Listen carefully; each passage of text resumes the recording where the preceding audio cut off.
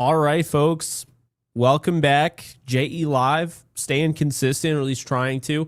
A little late here. If you're watching live after the fact, you're not late, and I'm not late. No one's late. But if you're watching live, a little late here because I just got off the NFC West roundtable with my guys over there.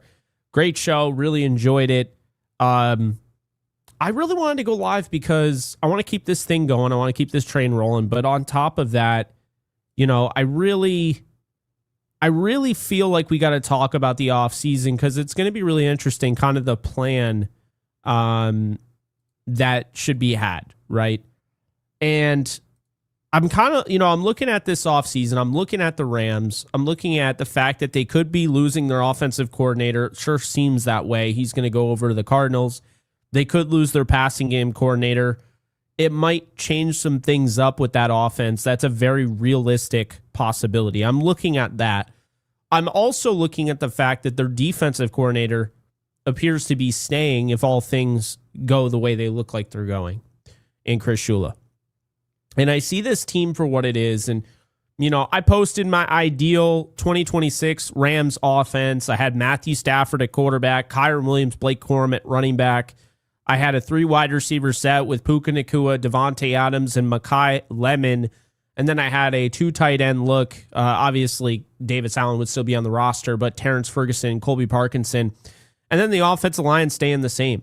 Because what you're looking at right now is that while it sucks, and it absolutely does suck to know that the Seattle Seahawks are the team that won, the Rams did not, and we have to start from scratch. But the Rams don't really have to start from scratch, my friends. They really don't. They're in a good position. And I understand that's kind of, hard to hear. Like maybe you're not moved on to next year, but I am. Like I'm already watching draft film. I watched Mansour Delane. I watched Brandon Cisse. Really, really like both players. I was watching Mekhi Lemon. I was watching Denzel Boston. I was watching Carnell Tate. I mean, I'm back. Like, do not get it twisted. It sucked, but I'm one of those people. I move on quickly. You control what you can control. So the title of this, live stream is it time for the Rams to go all in again starting in 2026? And of course, the cover, when you look at the thumbnail of the live stream, you can see Matthew Stafford, big number 9 in the middle. He's not going anywhere, by the way. He's not retiring. There's no way. I don't believe it for a second. So expect him to be back. To the left of him, you see Jamel Dean of the Tampa Bay Buccaneers, free agent cornerback. We talked about yesterday would be a slam dunk move, in my opinion. And to the right of him, we got Captain Max Crosby, who is one of the best edge defenders in all of football, outstanding against the run, great pass rusher, has a lot of respect for Stafford, is going to be on the trade block. So here's the deal. Let's talk about this. Should the Rams go all in? It is a very interesting discussion. I mentioned what my ideal offense would be. My ideal defense would be pretty much the same as this year, but I would add some pieces. I would go out and get Jamel Dean. First and foremost, he's my number 1 target. If you're going to say that cornerback is the biggest issue, okay, that's the biggest issue on the team. Well, guess what? The best cornerback in this free agency pool is 30-year-old Jamel Dean. And if you are trying to win a Super Bowl with Matthew Stafford, you shouldn't care about the age. There are younger cornerbacks, and there are good fits at the cornerback position. But Jamel Dean fits this zone scheme like a damn glove. Okay, he's a great athlete. He's a wide receiver 1 eraser. This is somebody that I am like literally so sold on. He would be an excellent premier fit for the Rams and gives them a number 1 corner to kind of build around. And you don't even have to build. You don't have to build, really. You have, not this year. Kobe Turner's under contract, Poona Ford, Braden Fisk, Jared Verse, Nate Landman, Byron Young. You add Jamel Dean. You can keep Emmanuel Forbes. Forbes' biggest issue, people get it twisted. I don't trust Forbes. Forbes isn't good. You can't trust Forbes. No. Forbes needs to play off somebody. If you look at when Forbes was playing his best football, it was when he was playing off somebody. Okay, he can't be the guy. If you have Emmanuel Forbes playing off Jamel Dean, okay, you are actually putting him in position to succeed. And by the way, you can still go out and draft a cornerback. It doesn't have to be Forbes. I'm a big believer in going out and using cornerback like this. Get the best 4-5 guys that you can, put them in a room, and have them battle it out. I see people talking about trading for Trent McDuffie. That's another option. Quentin Lake is signed. He's your star. You got Josh Wallace. Cam Curl is the only one in that safety room who needs a contract. And I'll tell you right now, I'm not against bringing back Cam Curl. I don't think people realize the Rams have one of the best safety rooms in the league. It's not talked about nearly enough. I don't know why people want to get rid of these safeties. They want to let Cam Curl test free agency. He's a very good player. Cam Kinchins had his moments at the end of the year of struggles, but he is a very good player. Quentin Lake was not 100% healthy, but when he was, this defense was only giving up 18 a game. Now, what I would also do is I would sign Josh Uche because I want to get another pass rusher in that rotation. But this defense isn't as broken as people are making it out to be. It's just not. They need to figure out cornerback. And I know people are going to scoff at this. I'd bring back Akello Witherspoon. He's going to cost you $1.5 million, $2 million at most. He's coming off an injury. That's really good value. He's been your best cornerback for the most part since 2023. Get 4 to 5 guys that you trust, put them in a cornerback room, and have them duke it out for the starting jobs. Jamel Dean is going to win. You get Jamel Dean, you have a number 1 corner. You bring back Akello, you have experience. You also have the length. You have the size. You have a matchup guy. Now, Brandon Cisse is somebody that I really like. South Carolina, watched a lot of his tape last night. Thing I like about Cisse, because there are other people that will say, no, they should go with Delane, or they should go with this guy, or whatever, right? Hood from Tennessee. Here's my argument. Cisse's the youngest, so maybe not the best if you're going all in. But what I like about him is his athleticism. He is able to stick to that hip pocket like glue. And when you watch him play, the athleticism's off the charts. The way he can move his hips, he turns his hips so effortlessly. He's going to be a perfect fit for this zone scheme. That's what I'm looking for. Like, I'm done with the guys that we know they would be great just playing bump and run all day. The Rams aren't going to do that. They're not going to play bump and run all day. They're going to play some match zone. They're going to play some man. It's not like they never play man, but they're not going to play man 70% of the time. So these corners that have no instincts in zone coverage, I don't think they'll be much of a fit. I just don't think so. So let's go back to the whole thing at hand. Is it time for the Rams to go all in starting 2026? I'm going to surprise you with this, but I actually believe they should. And they don't have to go all in like what you would expect it to be. They're going to have to get creative. They have a decent amount of space cap-wise. They don't have a ton. But the weird thing is that the Rams are backed against the wall because of the salary cap. And the reality is that the salary cap is going to hit the Rams like a truck. It's honestly best if you're going to make a move for Max Crosby. It's honestly best maybe you trade Byron Young in his final year of his contract if you know you're not bringing him back. This is when you have to get creative. You have to know who you want to keep long term. Who are the Rams? Who are the Rams that you want the next generation to be a part of? This is post Stafford. Who do you want those guys to be? So I think that's something that needs to be discussed. The Rams don't really have, they have two choices.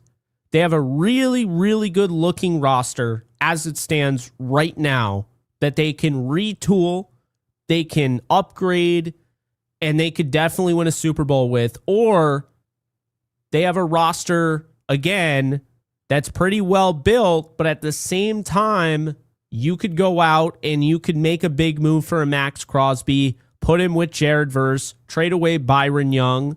You could use your 2 first-round picks to go out and get somebody right away that could help you.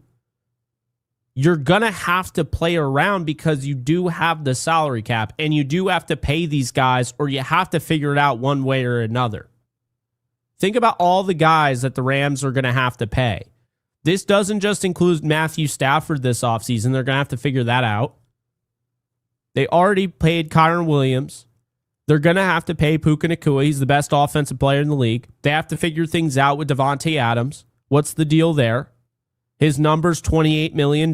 They can't afford to pay him $28 million. Colby Parkinson, is he going to take less money? Are they going to give him $9 million next year? What does that look like?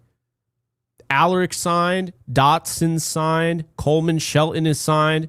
They're going to have to pay Avila. They're going to have to pay Warren McClendon Jr. They're going to have to pay Kobe Turner. They're going to have to pay Verse, at some point Fisk. Byron Young is a free agent after this upcoming season. They paid Quentin Lake. They paid Landman. Forbes at some point, he's going to be a free agent.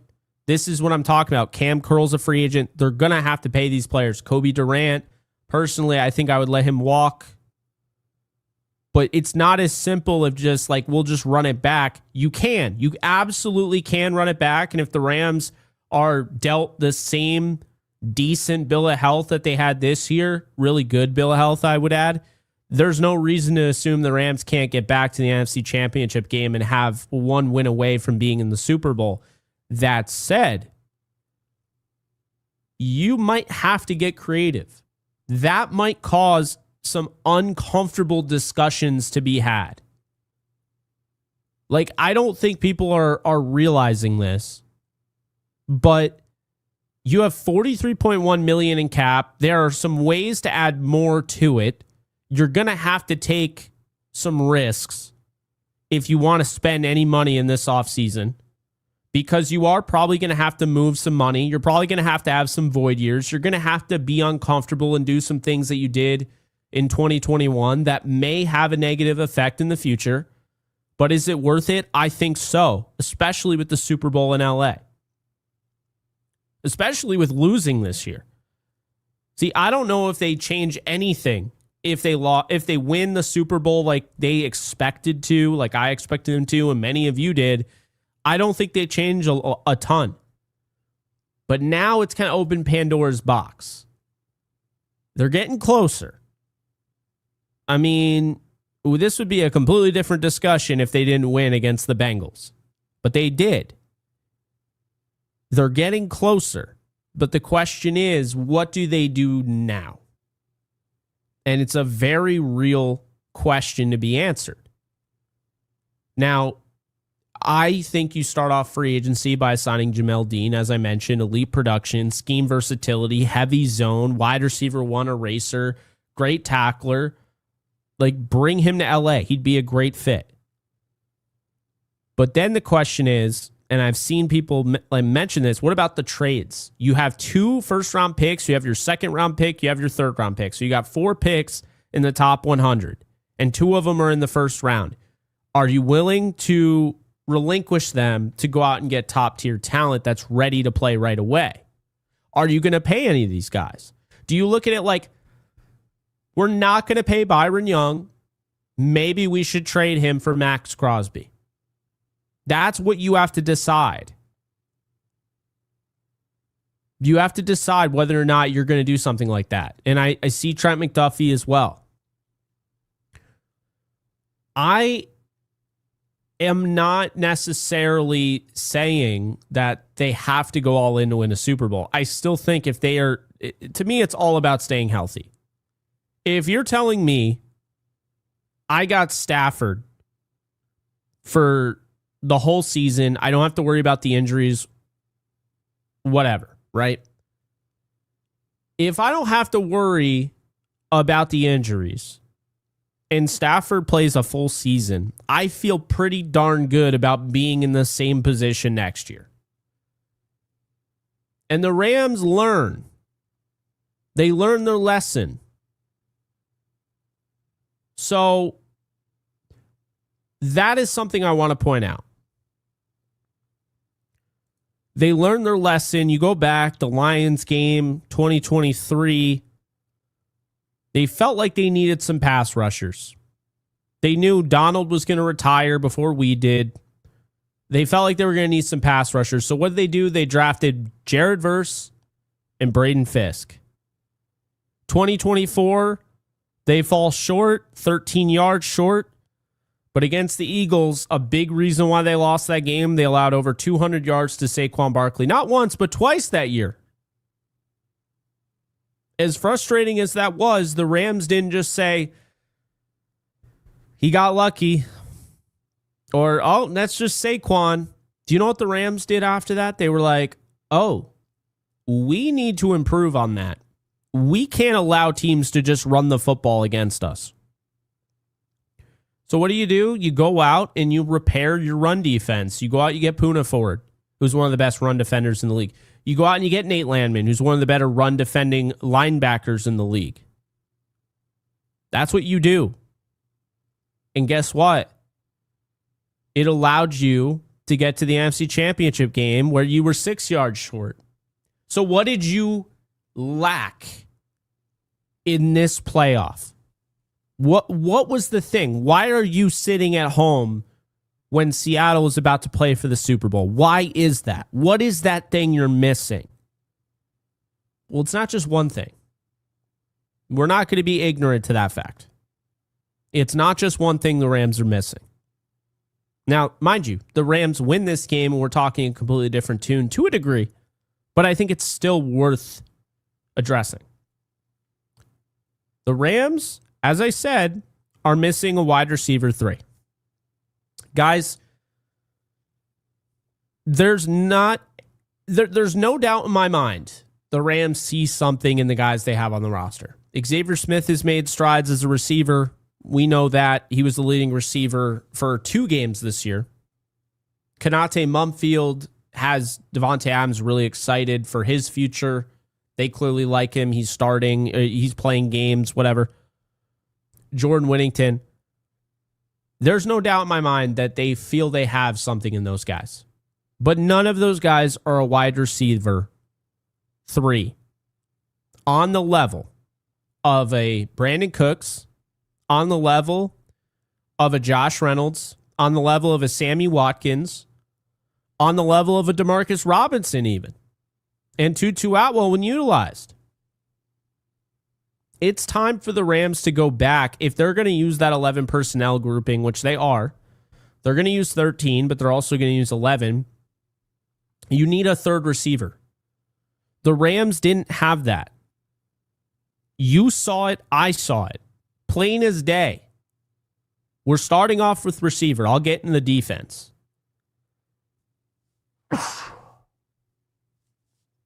There's nobody in the world that hates sneezing more than I do. Anyway, back to the show. So you saw it. I saw it. The Rams were lacking that number 3 receiver. They were relying on Terrence Ferguson to be that wide receiver 3 or a Colby Parkinson. No. They need a legitimate number 3 receiver. And, actions speak louder than words. The Rams' actions, they tried to trade up, and we know this. They tried to trade up and get Brock Bowers in 2023. There was a reason for that.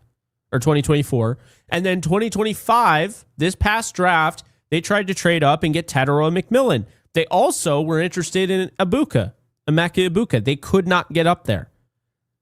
Guys, it's been hiding in plain sight. The Rams know that they don't have the number 3 receiver that they need to run their offense. They're doing everything they can. They're still the best offense, but they're still lacking that number 3 receiver. If you gave the Rams Jalen Naylor, okay, who no one's really thinking about right now, I think would be a good fit, Kevin O'Connell offense. You give Jalen Naylor to the Rams as the number 3 receiver in that game against Seattle, I have no doubt in my mind the Rams win that game. If you give Romeo Doubs to the Rams as a number 3 receiver, no doubt in my mind the Rams win that game. Do you see what I'm saying here? To put it all on the back of Konate Mumfield, a 7th round rookie, it was a lot. It was asking a lot. They didn't have the guys to run 13. Well, they didn't have the guys to run 11 personnel in that game successfully. Like, they still did a nice job, but it was because of Adams and Puka. Alec Pierce, you put him as the wide receiver 3, they win the game. Rashid Shaheed, they win the game. Christian Kirk, they win the game. They are missing a wide receiver 3. Could you argue that Tutu Atwell could have done it? Yes. No idea why they didn't use Tutu Atwell, but they spent $10 million on a paperweight. Okay? So this is my argument, is that I know everyone is flocking to cornerback, and we're going to talk about corner. But I wanted to start off on the offensive side of the ball and tell you right now, the Rams need a number 3 receiver. And if Adams comes back or he doesn't come back, he's 34. So they need a guy post Adams anyway. And I think a lot of us, including myself, like, we believe that Jordan Whittington could be the number 3. And then they flat out told us by, again, actions speak louder than words, they don't believe in Jordan Whittington. They don't believe in Tutu Atwell. I agree. If you play Atwell, you win the game. Yep, Atwell catches that pass. I don't want to have a roast sesh on Mumfield. That's not what I'm saying. Mumfield should be on the 53 next year. He's a good route runner. Okay. I don't think he's on the same page with Stafford. I think the moment was a little too big for him, but he's a good route runner. He's a good blocker. Very good blocker, by the way. I was impressed with some of the things I saw on tape this year from him. That's why he's playing. But I think the moment was too big for him, and I don't think he's a number 3. So what do? I mentioned the guys that could help them in free agency, and Alec Pierce, Rashid Shaheed, Romeo Doubs, Jalen Naylor, Christian Kirk. Hell, he doesn't give you the speed threat, but Jawan Jennings would be a great fit in the number 3 role. Here's the deal. There is not a better fit at wide receiver for the Rams than Alec Pierce. Pierce would essentially give you a number 2 receiver when Adams is gone, would take the top off the defense. He'd give you the size-speed combination. He'd give you a red zone threat, the catch radius and all, but you have a pinpoint quarterback. Alec Pierce of the Indianapolis Colts would be huge in a Sean McVay offense. He would be the best option. But he's going to cost too much. So, because he's going to cost too much, I don't see the Rams getting him. The next best option is Mekhi Lemon out of USC in the draft. I watched Carnell Tate. I watched Jordan Tyson. I watched Denzel Boston. I like all of them. Mekhi Lemon is different for me. Lemon blocks his ass off. He's great after the catch. Breaks tackles. Makes guys miss. People say he's not fast enough. His play speed is all I care about. He could run the 4.6s. I'm still going to draft him. I can already tell you, Lemon would fit this offense like a damn glove. There's not a better wide receiver 3 option who could then be wide receiver 2 when Adams is gone than Mekhi Lemon. Lemon is like watching a Nakua, like a mini Puka Nakua. He's not as big, not as tall, but man, he is fun to watch, and he is going to make guys miss. And like I said, he blocks. And you see those moments where it's like, oh yeah, we're just going to have you line up. It's going to be a quick bubble screen. I'm like, oh my God, dude, I could see McVay all over this guy. It's not to say they won't be interested in Carnell Tate. It's not to say they won't be interested in Jordan Tyson, but Mekhi Lemon is a perfect fit next to Puka Nakua and Devontae Adams. And I don't need a speedster. Is Nakua a speedster? No. Do you think Jackson Smith-Njigba is the fastest receiver in the league? No. Those are the two best receivers right now in football. They're not the fastest. They're not the tallest. And they're not the biggest. Nakua is pretty big, but that's the thing. So I watch Lemon, and I just see like a really natural fit. And I see a guy that probably he's going to get a lot of praise, and he's probably going to go in the top 10 and fall short of falling to 13, but he is a good player, man. I was watching him a lot last night. Really liked him. I just think that wide receiver 3 role is so important for the Rams. Then you look, because we're talking about how do you get back? How do you get back to this? And if you're going all in, are you really drafting Mekhi Lemon? Yeah. We got to stop this idea that rookies can't help you in an all-in season. They absolutely can.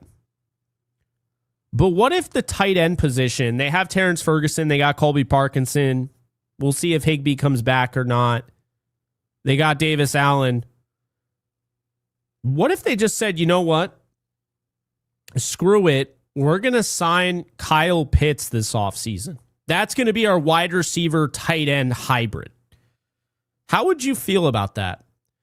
I just feel like Kyle Pitts would be a fantastic option in this offense. I think that would be huge. I also think, like, considering, and this isn't an all-in move, this is just a player that I like, and I think he's a great blocker, and he'd be a good fit for the 13 personnel. Charlie Kohler, I think he went to Iowa State, played with the Ravens. He's an underrated guy. Daniel Bellinger from the Giants, too. San Diego State tight end. Those are two guys that I think would fit the 13 personnel well. But Kyle Pitts, man, I'm telling you, he would be so good in this offense. Now, as far as the big dog goes, because everybody's like, okay, wide receiver, like, okay, maybe you're reeling me in a little bit. Yeah, the Rams could use a receiver. What about cornerback, though? The way I see it with cornerback is that there's a lot of options. There's truly no excuse for the Rams to not have the right corners to win a Super Bowl next year.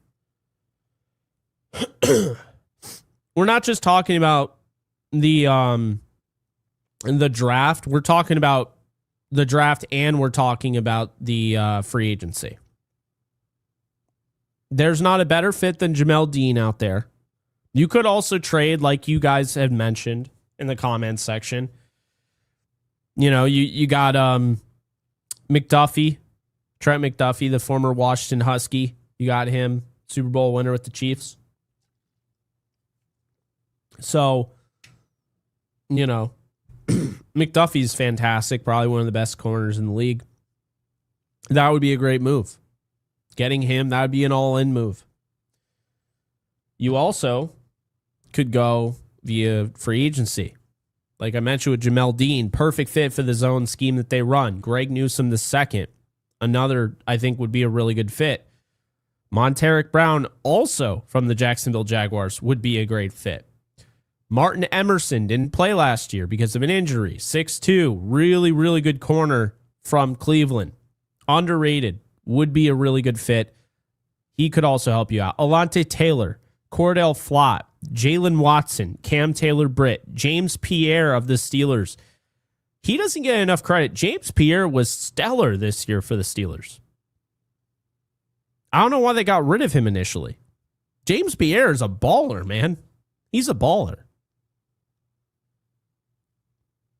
Josh Jobe, he's going to be playing in the Super Bowl. Eric Stokes, former first-round pick, everyone forgot about, played for the Raiders, no one watched.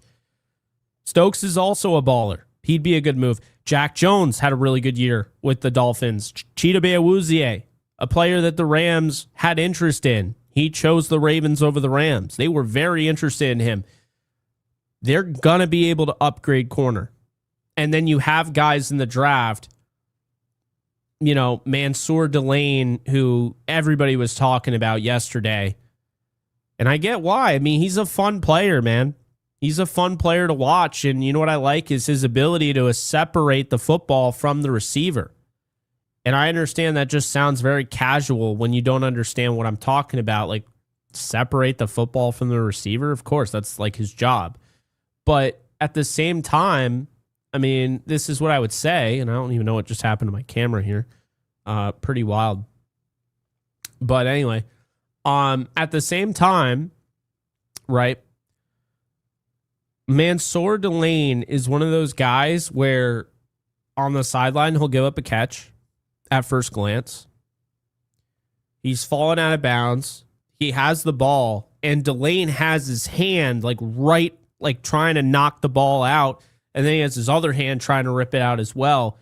He separates the football from the player. He plays through the whistle. I like that in a corner. There's physicality to his game, which I really like. I know a lot of people want Caleb Downs. I'm already over it. Caleb Downs will not be there for the Rams. They're going to have to trade up to like 3 to get him. I don't even know if Mackay will make it to the Rams. I don't know if Delane will make it to the Rams. I don't know. But I look at Delane and I look at the way he plays and that style, and I think he would be a good fit. I totally understand why you guys were pushing for him. And then you got Jermod McCoy, who he's coming off missing the entire season due to an injury. He had a great 2024. I mean, he's probably going to go in the first round. I mean, we're talking about, like, I'm not saying he's Todd Gurley at the cornerback position, but it's a very similar type of player here where you're like, we know he's a great football player. He has a season-ending injury, but he could still go in the first round, you know? Avion Terrell, very interesting tape when I was watching him. He's somebody, he will give up touchdowns. The passer rating targeted this year was pretty high. Didn't have a pick, but like they blitz him a lot, I've noticed.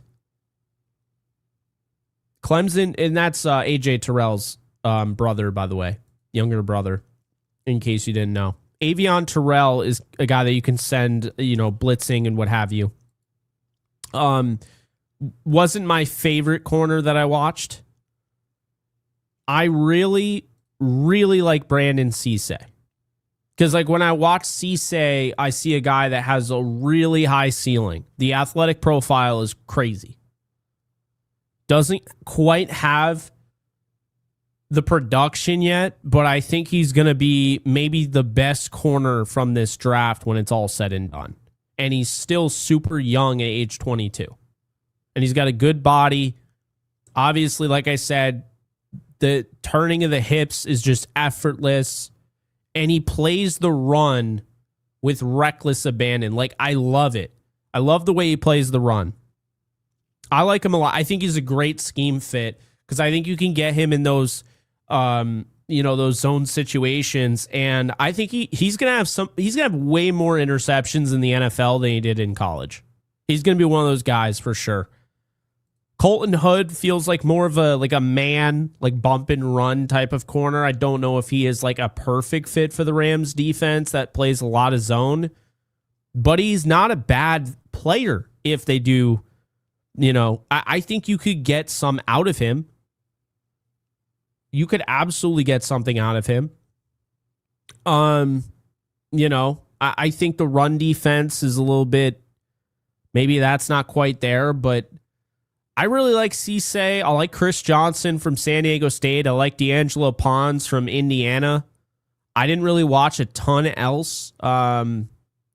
Will Lee the third from Texas A&M and Xavier Scott from Illinois. Those were some guys I watched as well. But the ones that really stood out to me at corner was Brandon Cisse and obviously Delane. I think Delane is in a class of his own. I think he's the best corner in this draft. I think he's ready to play right away. He would shut down. I think he'd shut down receivers right away. I get why you want him. I get why a lot of Rams fans want him.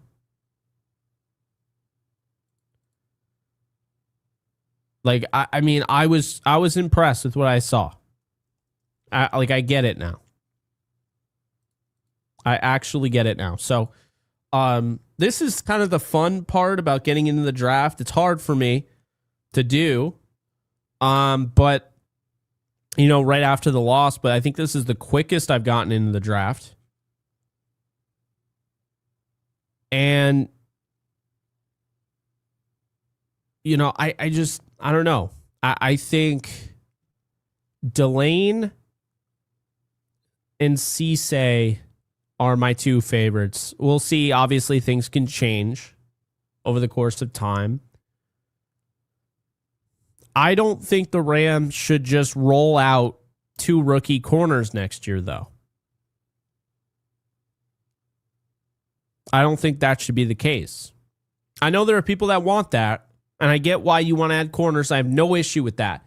But to roll out 2 rookie corners starting like that is asking a lot.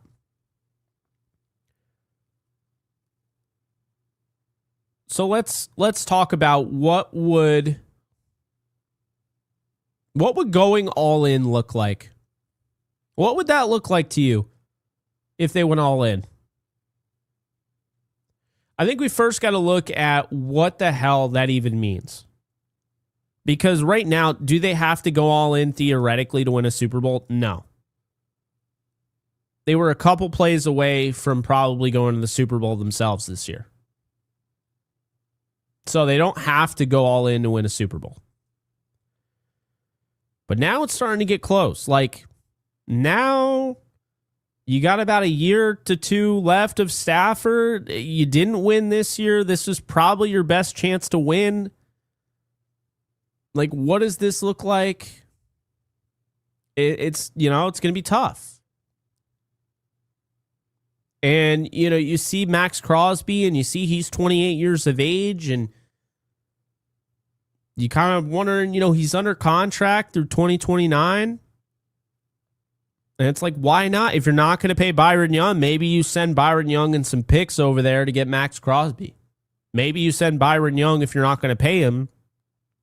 And I don't like using Byron Young as an example, like as the only example, but I think it's the most realistic. Because as much as I like the guy, we got to be honest with ourselves. It's hard to pay 2 edge defenders. I mean, just think about this right now. I know that sounds crazy after I just said they'd trade for him, but Max Crosby is a deal. He is an absolute deal at this point. He just signed an extension. His cap number is $35 million in 2026. It's $29 million, $27 million, and $28 million the next 3 years after that. That's a deal. Jared Verse is going to probably get $50 million a year. This is the 6th highest paid edge defender. And he plays the run as well as rushing the passer. And he's 28. And you look at Byron Young, and again, I hate it. I hate picking on him. I'm a big fan of Byron Young, and I thought he really took another step this year. But at the same time, guys, Byron Young is kind of getting up there in age. He's 27. Byron Young is 1 year younger than Max Crosby. See, he was a 25-year-old rookie. That's something you have to take into account. And that's something that might take into account when they're trying to sign these guys. I mean, Jared Verse, right? Jared Verse is 25. He was a 24-year-old rookie. He's going to be 27 at the end of his contract, his rookie deal. Is he going to even allow them to use a 5th-year option? Probably not. He's going to want to get paid. Braden Fisk, 24. He's going to be 27 at the end of his rookie deal. Avila, same thing. He's going to be 27 at the end of his rookie deal. These are all guys that are going to be older, and you're going to have to pay them.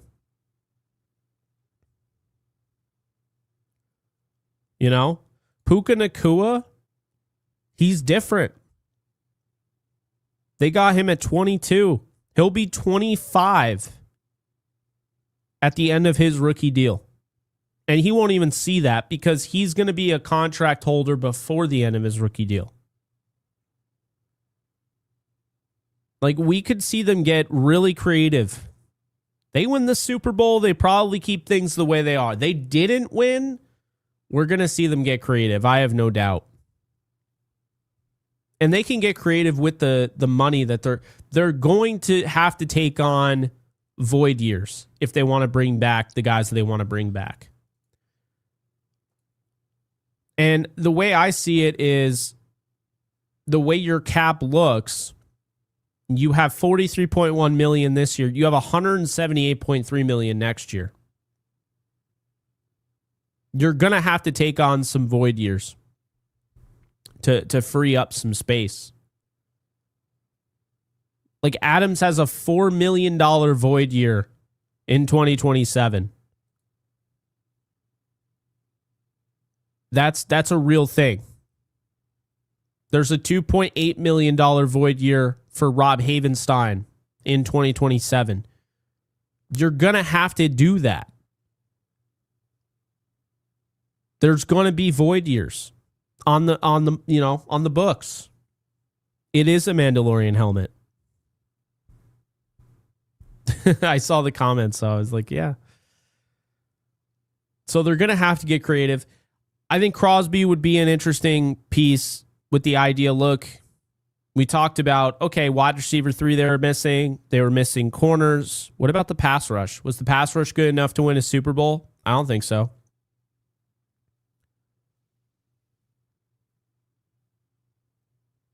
I don't think the pass rush has been good enough. I thought it was great in the postseason last year. I think it had its moments this year, but it just doesn't feel good enough. They may have to. I don't know. They may have to. I don't know what necessarily is the right move. That's the thing that's going to be fun this offseason. The only thing I know that I know is the right move is to draft Mekhi Lemon if he's available and to sign Jamel Dean. If you had those two guys, I have no doubt in my mind this Rams team would have won 15, 16 games this year. No doubt.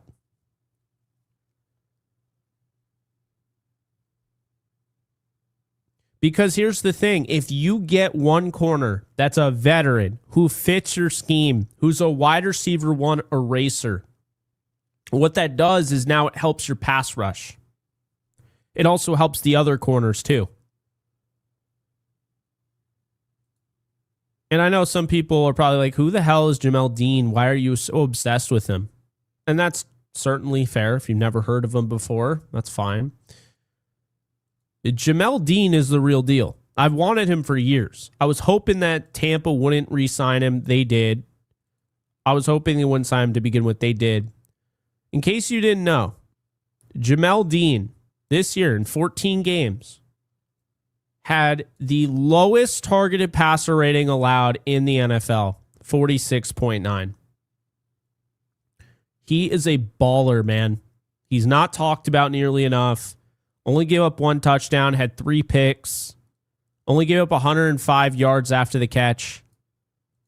I mean, this man only allowed 25 catches on 55 targets.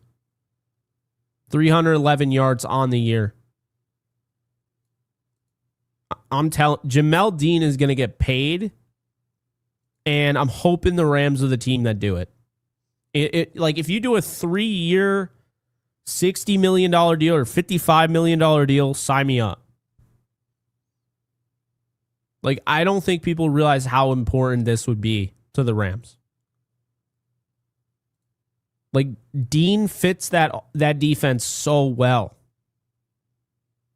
And the thing about him is that you're not going to find too many corners that can tackle as good as he does.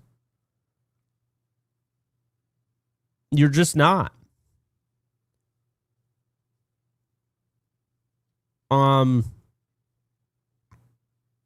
Yeah, and then you guys were talking about Mekhi Lemon during the season. I don't watch college football, so I finally got a chance to watch him. And how can you not like Mekhi Lemon, man? I don't understand like the people that are like so against drafting him. Why? Have you watched him? Have you watched that man play football? I'm like I said, mini Nakua. I don't like saying that because I feel like it almost disrespects Puka Nakua, just assuming he's. But I mean, look, Lemon had 108 targets this year. Okay. He ended up catching 79 of them. He had 1,100 plus yards. He had 11 touchdowns. He was the highest rated wide receiver according to PFF. He only dropped 2 passes this year. He had 130 passer rating when targeted, 50 first downs. He caught 10 of his 15 contested catch opportunities. That's a 66.7 contested catch rate. 502 yards after the catch. That was 7th in the country. I like the ability. So he lined up in the slot 70.6% of the time. And he also lined up out wide 27.9% of the time. You can use them in different ways. Like Carnell Tate is pretty much just an out wide receiver. Same with Denzel Boston. Jordan Tyson.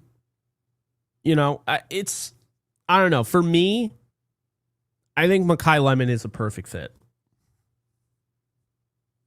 Those are probably my 2 favorite like go-to additions this offseason. Get those 2. I think Lemon, Lemon blocks. If you want to play in a Sean McVay offense at wide receiver, you have to be able to block. Just look at Mumfield. 7th round rookie. This dude blocks, he gets on the field. You got to be able to block.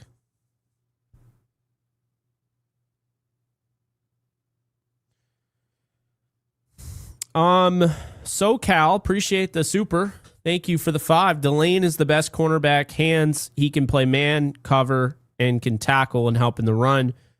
He's a game changer. You need guys that can play close. Yeah, and I think his instincts allow him to play zone. And I think he would just be a great fit all around. Delane feels like the best cornerback by a wide margin. And I think Mekhi Lemon might not be the best receiver. Like the best prototypical receiver might be Carnell Tate. He'll probably go before him. And of course, he's being coached by Brian Hartline. The guy's over at Ohio State. I mean, it's going to help him get drafted before Lemon, I think, is just the success rate of those Ohio State wide receivers, whether that has anything to do with them or not. But Brian Hartline does a great job coaching those guys. Yeah, I think Lemon is the guy that I would want. I think he's the best fit, and Steve is saying it right now. He's the best fit, Jake. I agree. Saban said Lemon, best receiver in this class. Yeah. He's who I would take. I like Denzel Boston. I like the upside. I like the size advantage there. And I thought he ran pretty well after the catch. And he can block.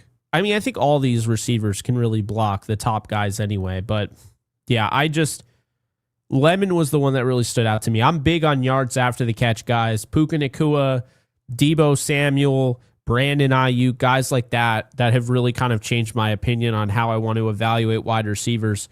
If you can block, if you're physical, if you're like a running back as a wide receiver, that's the type of guy I want my team to draft. Truthfully, that's where I'm at this point. That's who I am. I want that. Like, don't get me wrong, having a 6'4" receiver helps. It does, but it's not a necessity. I'm going to hit Ruiz up here because I like this question a lot. Appreciate the super, Steve. If Lemon is gone, who you take? Well, Let's put this thing up right now. If Lemon is gone, who am I taking? And it looks like Lemon went off the board in my mock draft that I just threw up just now. Well, if Delane is there, I'm taking Delane. If Delane is not there and Lemon went off the board, then I would imagine we had a run on wide receivers. I'm not taking anybody but trading down. Because at that point, I'll move down to like 20 with the Dallas Cowboys so they can get their back-to-back pick. I'll move down to 20 with the Dallas Cowboys and they can give me a first rounder in 2027. How about that? I don't know if they would do that. No, I would probably move down with like, I don't know, Pittsburgh Steelers. They'd probably want to get Denzel Boston there. I would ask him for a second round pick to move down 8 spots. I think they'd give that to me. You get the 53rd pick. You got 2 picks in the second, 2 picks in the first. That's probably what I would do. Yeah. We're not quite doing the mock drafts yet, though. I don't want to get into that. I want that to be special. I want us to do those. Maybe we'll do a mock draft Monday. How about that? Every Monday, we just do a mock draft live stream. Is anyone down for that? Is that something that people would watch? I don't know. Maybe, maybe not. I don't know. But anyway. Banker, thank you for the 2. Read Marlon Humphrey to the Rams in an article.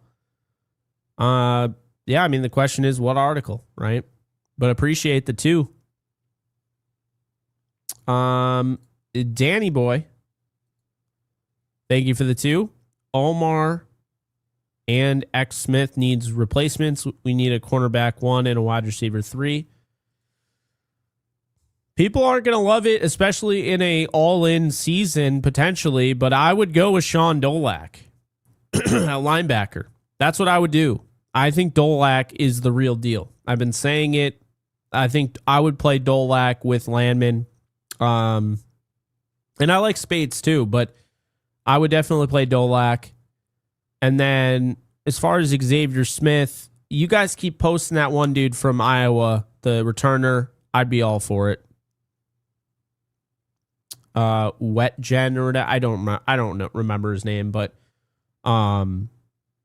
yeah, I would be all for that.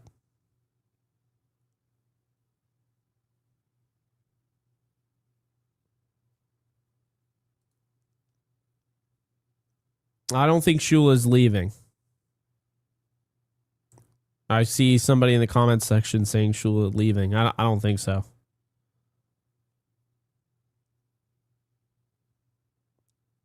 I don't want him to leave either. I like continuity is good, man. Like the Rams could very well end up with 2 third-round picks losing Shieldhouse, but like it would probably be better in an all-in season to go out and get Shieldhouse, like as your offensive coordinator if you're losing Mike LaFleur. You know?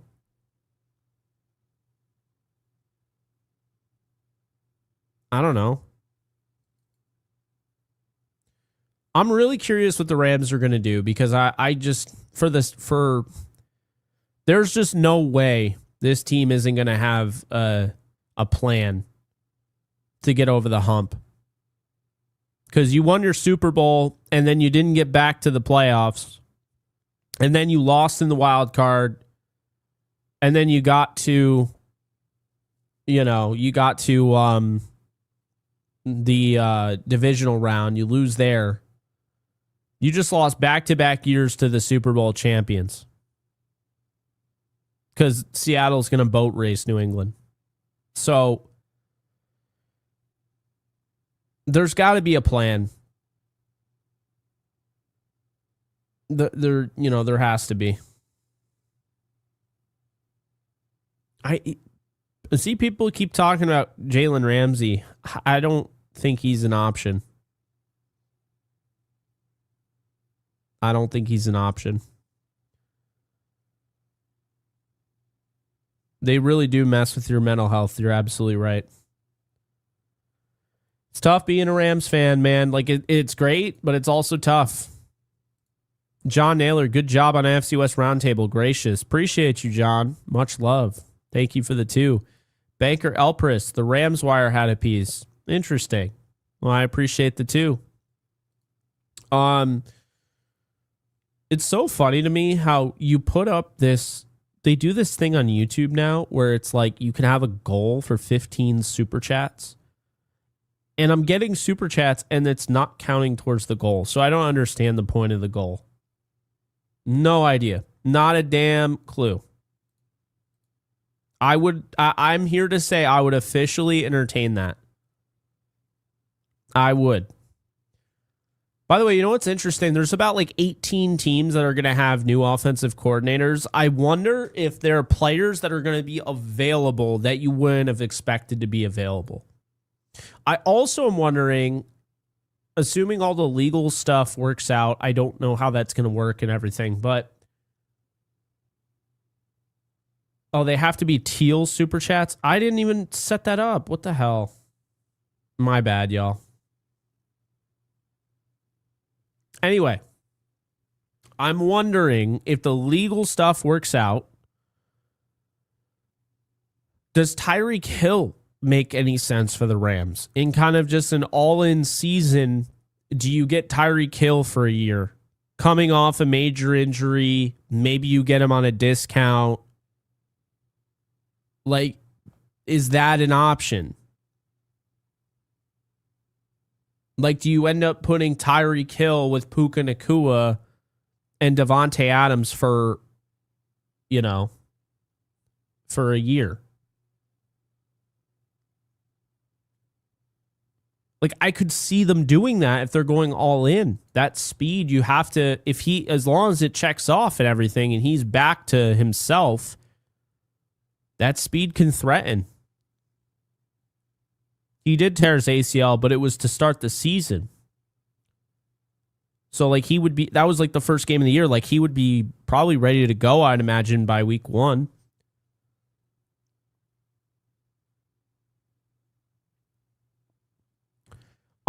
Adrian, thank you for the 2. Yes, I would entertain a Trent McDuffie trade. I was against the trades because the guys you have to pay, but now I'm seeing it differently. I'm starting to see a team that might have to make a decision on the guys that they're going to pay early, like right now.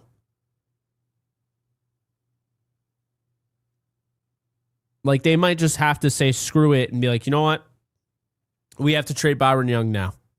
Might as well get Max Crosby for a year and maybe then some. I don't know. What I do know is that we can take a look at the free agents for next season, not this season, next season, and potentially look at who makes sense for a trade at cornerback. And when you look, I said it during the trade deadline. I'll say it again. Mike Jackson could be an option if the Panthers were willing to trade him. I don't know if they are. Probably not. Riley Moss of the Broncos will be a free agent after this season. Could he be traded? Probably not. Dax Hill with the Bengals. Keyshawn Nixon with the Packers. Isaiah Rodgers with the Vikings. DJ Turner with the Bengals. Like, who makes sense here? I typically like to steer towards defenses that are having they're having some sort of schematic change or a new regime. So, like, look at the defenses who are going to have new coaches. We'll start there. Joey Porter Jr. still has the same GM there, right? So even though McCarthy is the new head coach over there, Joey Porter Jr. is probably not in play because that same GM occupies the Steelers, right? The Ravens, they kind of stayed with that Ravens, even though they got rid of Harbaugh. Like, they went out and they got a guy who was part of the Ravens at one point. I don't really see them going. Well, no, I think Marlon Humphrey. I don't know. Maybe they would trade him. I don't know. I don't know if the Rams would be interested. Who knows? I mean, Dante Jackson with the Chargers. He's gonna be 32 though. It's tough. I mean, McDuffie makes sense. I don't know if I would trade McDuffie if I was the Chiefs, but like he's gonna be a free agent after this upcoming season. That's a guy that makes sense. Call me crazy, but the Rams could trade Emmanuel Forbes. They absolutely could. He was third in pass breakups this year. They could absolutely trade Emmanuel Forbes. They could keep him too, but I wouldn't be shocked if they ended up trading him. Who else is another option? You got Garrett Williams from the Cardinals. Marshawn Lattimore, new defensive, the same head coach, but new defensive coordinator, Marshawn Lattimore from the Commanders. There's not anybody I love here. I'm going to be honest with y'all. I thought this was going to be better. I'm really not impressed with what's available. I mean, there's not a lot. Deonte Banks with the Giants. There's just not a lot. Well, then you wonder, okay, what about wide receiver? Could the Rams trade for a wide receiver? Who are the wide receiver options? Maybe you don't trade for a cornerback unless it's Trent McDuffie. So then you look at wide receiver. Trey Tucker with the Raiders. You had Trey Tucker as that wide receiver 3. That could help. Zay Flowers with the Ravens. I think Zay is staying. I don't think he goes anywhere. He's very talented. I don't think they get rid of him. Michael Pittman Jr. is a very intriguing one here. I mean, we don't know how that contract dispute's going to go. He's also going to be 30. Michael Pittman Jr. could be an option. Michael Wilson with the Cardinals. Cardinals wouldn't trade him to the Rams, but I would pull out all the stops to sign Michael Wilson if he gets out of Arizona. Chris Olave with the Saints. Do they try and trade him again? Right? Jordan Addison with the Vikings. I think there's some legal stuff going on over there. Not sure what to make of it. He's a free agent in 2027. Drake London with the Falcons. I know that there's a new regime there, but I don't think that Kevin Stefanski would be in a hurry to want to get rid of Drake London, if you ask me. Quentin Johnston with the Chargers. Parker Washington with the Jaguars. He's going to get paid, man. He's a really good player. Dontavion Wicks with the Packers could be interesting. I just don't see the Chiefs getting rid of Rashee Rice. There's not I don't know. There's not a ton of guys, to be honest with you. There's not a ton of trade options here. I mean, the Tyreek Hill, what are they going to do about Tyreek Hill? His contract voids in 2027. He's supposedly under contract next year. He has a $51.1 million cap hit. If they cut him, the Rams could be in play. But if they don't, I don't think the Rams are trading for that. I don't think nobody's trading for Tyreek Hill coming off a torn ACL at a $51 million cap hit. No one is doing that. There's zero chance of that. Right? Can we all agree? 31 years of age, there's just no way. I mean, that's just bad. Chris Greer absolutely slaughtered these books. Tua is $56 million against the cap. They incur so much dead cap, it's ridiculous with him. Tyreek Hill's $51.1 million against the cap. Bradley Chubb is $31 million. It's just insane. Those giant, they're $30 million over the cap right now. The Dolphins are. Like, if the Dolphins, I just want to put this into perspective here. If the Dolphins cut Tyreek Hill, they take on $28.2 million in dead money, and they save $22.8 million. That's probably what they're going to do. Because it saves the money now with the cap space, but you have that dead money, right? That's probably what they're going to do. If they cut him post June 1st, they save $35 million and there'd be $15 million dead money. Tyreek Hill's going to be 32 this year. It's a bit of a risk. But, like, if he's cut, I really wouldn't be shocked if the Rams, who are all in, decide to say, screw it, throw caution in the wind, and are like, yeah, let's see Tyreek Hill with this offense. And again, that's assuming all the legal stuff checks out. I don't think the Rams would sign him if he was dealing with legal issues. I'm not the biggest fan of Tyreek Hill. Let's just make that very clear. Not a fan of him personally, but the speed factor from a football perspective, and we don't want to be TMZ over here. This show is not TMZ. I always try to keep it real on this show. From a football perspective, Tyreek Hill makes sense. If the money works out. And think about this. So Tyreek Hill would make tons of money. Like if they cut him, he's taking $28 million for that year. He just gets $28 million in the year of 2026. He's owed $28 million, right? I mean, that's the thing. Like, the rest are void years. He's owed $28 million if they cut him. So he probably wouldn't garner a ton of interest on a big contract. He would probably get a cheap contract, and he's dealing with an injury. Over the cap values him at a $1.4 million deal in 2026. Like, they literally don't see him as an expensive option. For that cheap, I'd say screw it. I might just get Tyreek Hill.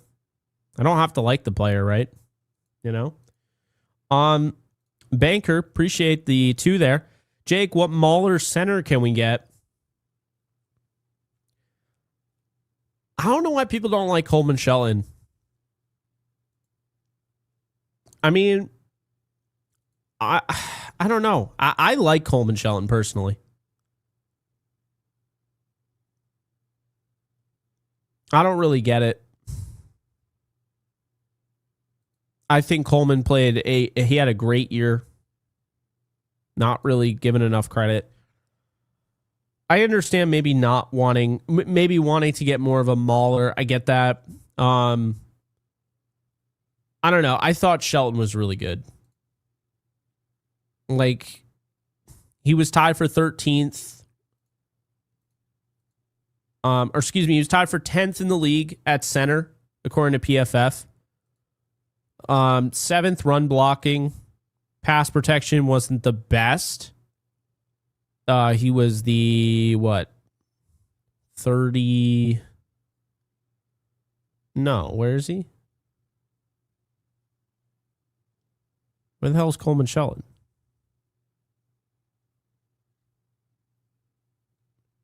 Why can I not find him?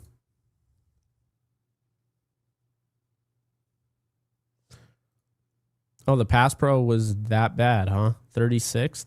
I don't know if I buy that. I don't know if I buy that grade.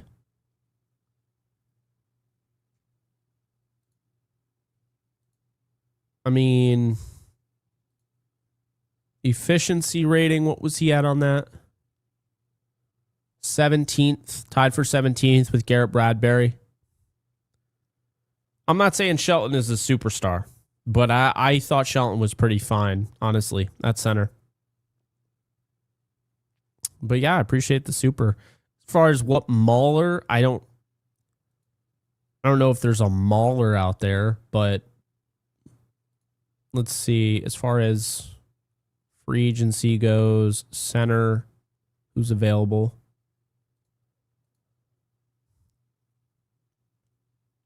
The centers available include Connor McGovern, Ethan Pocic, Cade Mays, Linderbaum, Tyler Linderbaum from the Ravens. He's going to get paid. Jordan Meredith, Luke Fortner, Justin Dedich.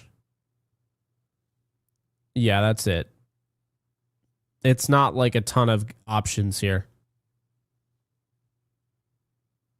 But appreciate the super banker. Danny, thank you for the 2. Would love someone like Eamon Warrior, Kevontae Turpin. Hard to find those guys. Turpin is an energy boost. He is if you guys have ever played Rocket League, you know, like the boost that you get, he is that. He's like an Energizer bunny, special teams demon. And then Eamon Warrior, I mean, Kyle Hamilton, you know, Quentin Lake is kind of similar, but not quite the athlete that Eamon Warrior is. Yeah, it's hard to find guys like that. Andre, thank you for the 2. 80 coming back for another LA Super Bowl run? No. So at this point, 80 hasn't played since 2023. I just don't see it. I don't see him coming out of retirement. I know Phillip Rivers kind of added, you know, breathed some air into that because it took him 5 years to come back. 80 is set in his ways. Like, he is what he is. He is not playing again. I don't see it. I don't see it.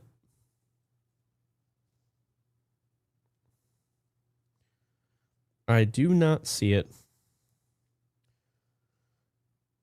Gotta love that I just detached my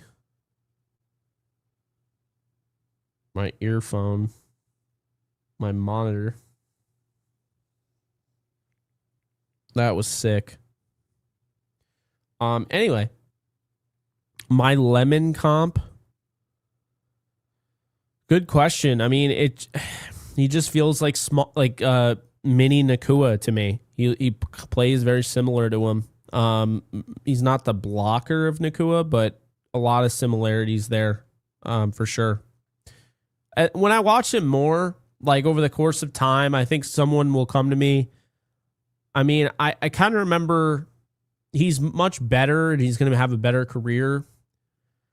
But there's a Chiefs receiver that I was such a fan of. He went to the Dolphins, and I used to love watching him. And Albert Wilson, do you guys remember him? Albert Wilson was a great route runner, super underrated. And this is what happens if you don't get the ball thrown your way. If you're not given the opportunity, you're not really known. But like, Albert Wilson was a baller. Okay, like there's a reason why he was in the NFL. And he's somebody, he could block, he could line up on the outside, he could line up on the inside. He had great speed coming out of Georgia State. He was this 5'9", a $195 guy. Great after the catch. I kind of see him kind of like an Albert Wilson, but like a supercharged Albert Wilson. Like, supercharged.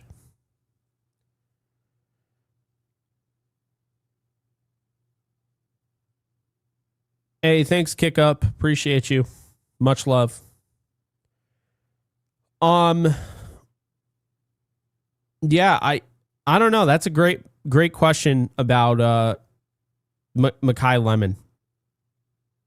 I think he's similar to an Albert Wilson, like a supercharged Albert Wilson, and like a mini Nakua. When I think about, those are the two names that really came to mind when watching him. Caesar, appreciate the 2. Silver lining, hopefully Stafford win AP MVP honors. Thank you for the 2. I appreciate it. if he doesn't win the MVP, I don't even know what to say.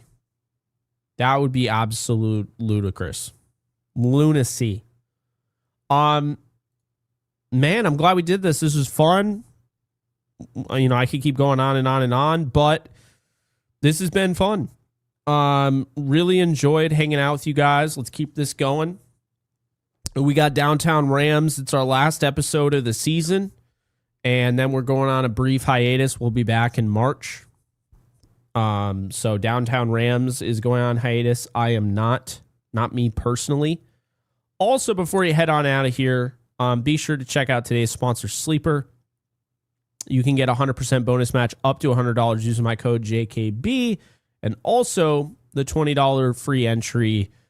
Be sure to check the link below. Again, JKB is the code. And you can definitely use the $20 entry for the Super Bowl.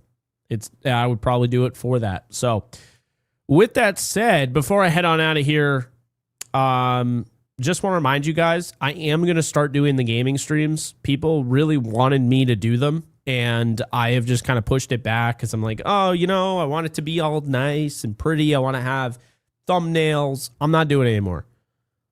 If you want me to go live and just game and just hang out and do Q&As and all that jazz, well, guess what? That's what I'm going to do then. So over on my Jake Ellenbogen Gaming, I want you guys to hit the subscribe button and the bell icon. What we're going to do is I am going to be on there throughout the off season. You don't know when I'm going to go live, so make sure you have notifications on. And we're just going to leave it at that. I'm probably going to, at some point, start going live on Kick as well as Twitch. But for now, I think I'm going to just stick to YouTube. It's my favorite spot. I believe I'm monetized on that channel too. I might not be. I think I am, but I might not. No, I'm not. Okay, anyway. Not really a big deal. But I am going to start going live there. So if you want kind of the under the hood, you want me not just talking about football, or you do want me to talk about football, you can hang out with me over there. Be sure to check that out. The link is pinned in the chat, and we're almost at 800 subscribers over there. So, well, nope, we just hit 800 because you guys are freaking awesome. So 800, we are going to go live over there. I'm going to do, I think I want to play the new Resident Evil game. I think that's what I want to do. I think I want to play the new Resident Evil game on there. Playthrough. I like doing the playthroughs, man. I like doing the playthroughs. I'm open to suggestions.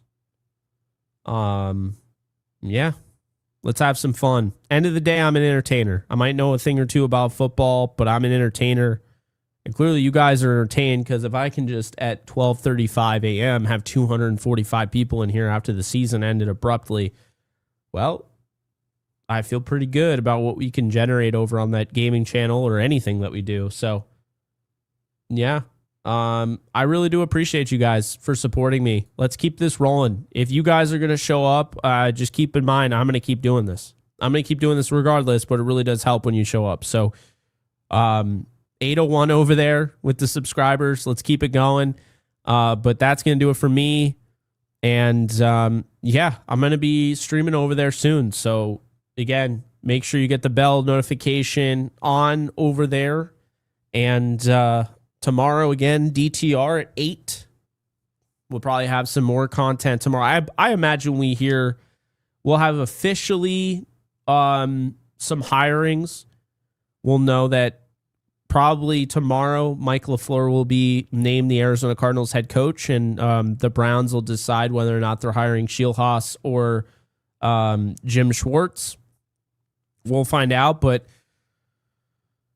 until next time, guys, you guys take care. I'll see y'all soon. Later, folks. Appreciate y'all.